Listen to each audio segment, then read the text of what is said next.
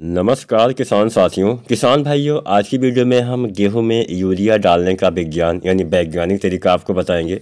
कब कब गेहूं की फसल में यूरिया खाद डालना होता है, कितनी मात्रा में यूरिया डालना होता है, यूरिया डालते समय हमें क्या इस्तेमाल करना चाहिए।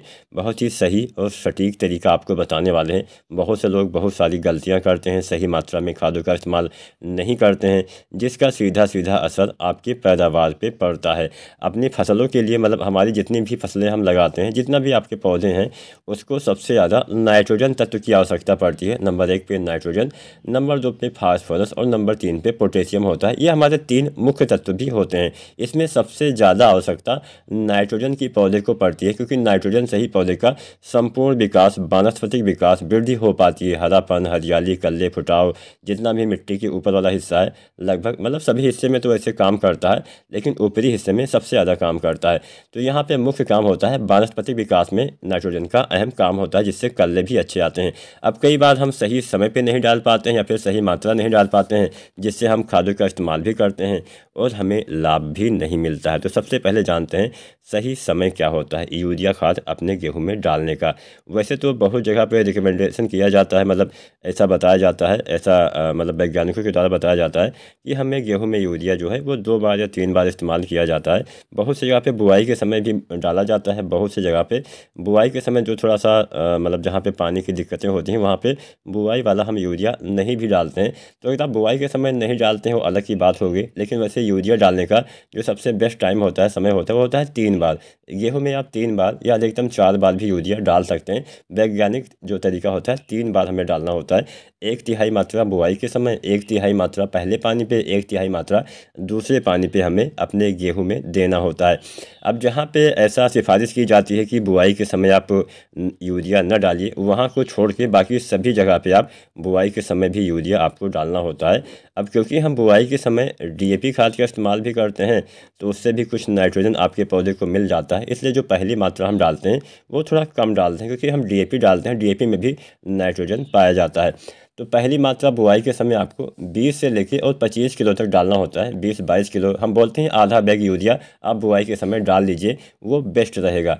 तो कुल मिलाकर 2.5 से 3 बैग यूरिया आपको इस्तेमाल करना होता है। अब यहाँ पे भी किस्मों के हिसाब से मात्रा कम ज़्यादा आपको करना होता है। बुआई के समय 20, 22 या 25 किलो आप यूरिया डालिए 1 एकड़ में। यहाँ पे जो हम खाद की मात्रा बता रहे हैं वो 1 एकड़ खेत के हिसाब से बता रहे हैं। तो बुआई के समय 20 से 22 या 25 किलो यानी आधा बैग यूरिया डालिए। इसके बाद में जब आप पहली सिंचाई करते हैं तो फिर से आप 1 बैग यूरिया डालिए, यानी 40-45 किलो यूरिया डालिए। अब यहाँ पे हमारी जो DBW वाली वैरायटियाँ होती हैं, जो अधिक उत्पादन देती हैं, जो अगेती में लगाई जाती हैं, उसमें ये मात्रा जो है वो बढ़ जाएगी। उसमें आपको लगभग 15 से 20 या 25 किलो यूरिया बढ़ा के आपको देना है। पहले पानी पे भी बढ़ा देना है। तो वहाँ पे 45 में 20 किलो अगर आप बढ़ाते हैं तो वहीं आपका 65 किलो या अधिकतम 70 किलो तक यूरिया आप अपने गेहूं में पहले पानी पे डालिए।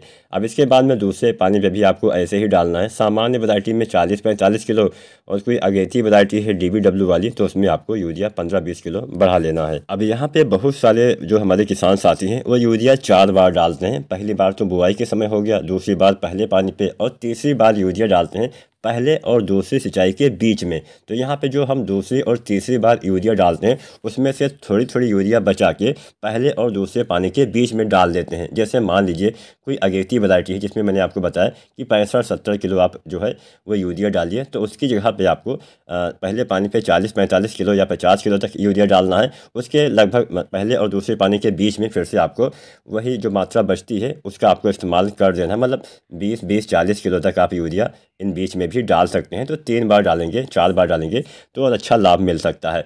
तो यहाँ पे पहले पानी पे जब आप यूरिया डालते हैं तो साथ में जिंक वगैरह भी आप डालिए। जिंक 33% वाला 5 से 7 किलो डालिए। साथ में डालिए सल्फर 90% वाला 4 से 5 किलो, तो अच्छा लाभ जरूर मिलता है। और यहाँ पे एक बात का ध्यान ये भी रखना है कि हमेशा यूरिया खाद सिंचाई के बाद ही इस्तेमाल करिए। अगर आप यूरिया खाद का इस्तेमाल सिंचाई से पहले करते हैं तो हमारे बहुत सारे खेत ऐसे होते हैं जो हल्की मिट्टी के होते हैं। हल्की मिट्टी मतलब पानी जब आप लगाते हैं बहुत जल्दी उसमें सूख जाता है।